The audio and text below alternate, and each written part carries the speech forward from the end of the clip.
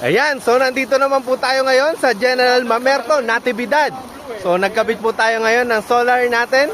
So ayan na po yung AC/DC na 2 horsepower na solar pump natin. Kung mapapansin nyo, ayan o, ang lakas po nung buga nung water pump natin. Ayan. So kapag maaraw, ayan o, ganda. Ang ganda po nung naging setup natin dito. 4 na panel na 550. Ayan, tapos yung electric pump natin, nilagyan din po natin ng check valve doon para hindi po bumababa yung balong ng tubig. Oh, kaganda. Tingnan nyo kung gaano kalakas yung ating tubig. Hindi na ibuga, kaya lang puno yan.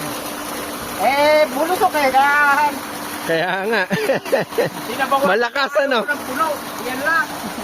Lakas yan diretso. Diretso po talaga.